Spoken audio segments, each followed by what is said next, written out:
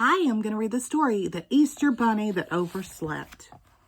The Easter Bunny was sound asleep, dreaming of a sunny day when he would bring painted eggs to all the children. But it was Easter Day, and it was raining. Snug in his bed, the bunny slept on. The children woke up, excited, but there were no eggs to find, only jelly beans that their parents had bought. That month, it rained every day. Then in May, the sun came out.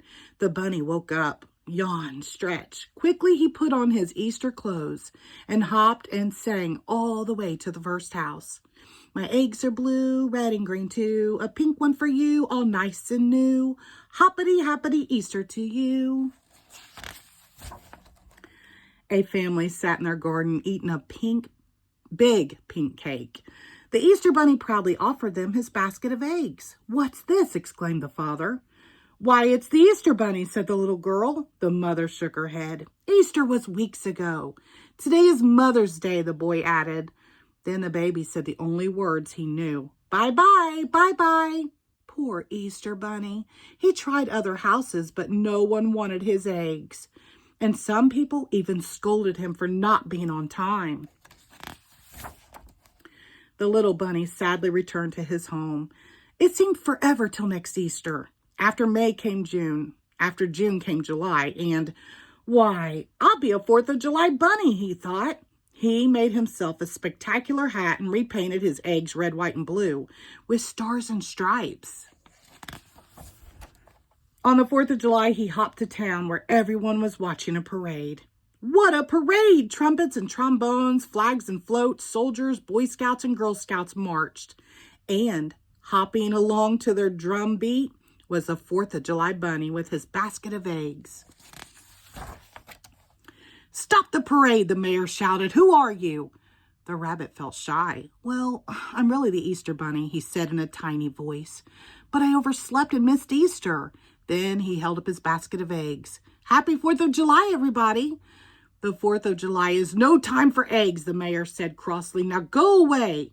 The parade marched on, and the children followed, forgetting all about the Easter Bunny. He was left alone. He tried knocking on doors offering his painted eggs, but everyone thought he was joking. Far away, crowds cheered as firecrackers boomed. Rockets zoomed in the sky and turned into clusters of stars. The Easter Bunny hopped sadly back home and fell asleep again. Summer passed, autumn came, and the leaves blew down from the trees. Still the bunny slept. One spooky night when the wind was howling, the bunny heard a knock at his door. 3 little ghosts stood outside. "Trick or treat," they shouted, for it was Halloween.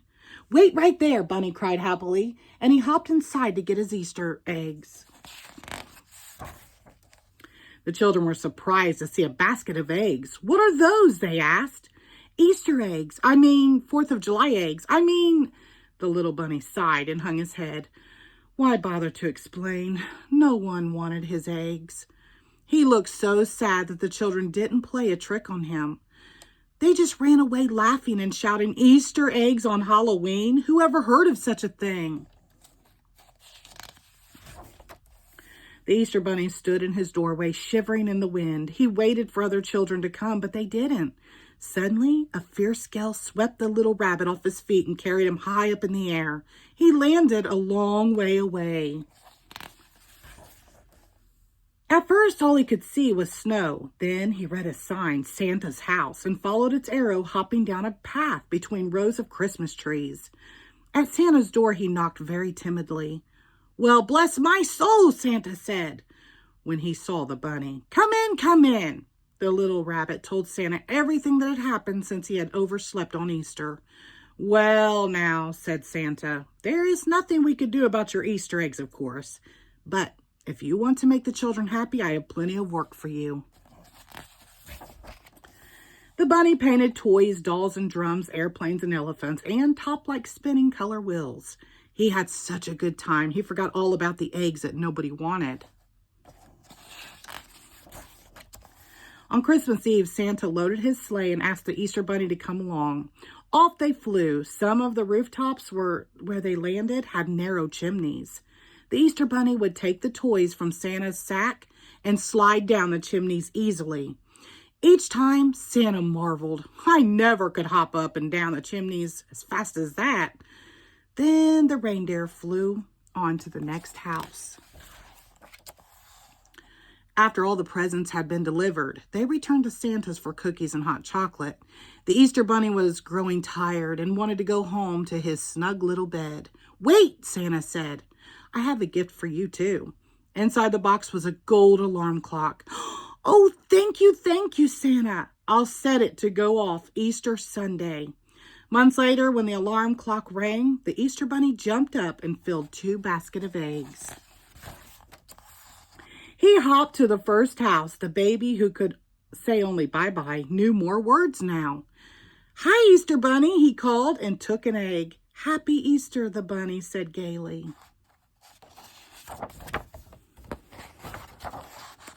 That spring, everyone wanted his beautiful eggs.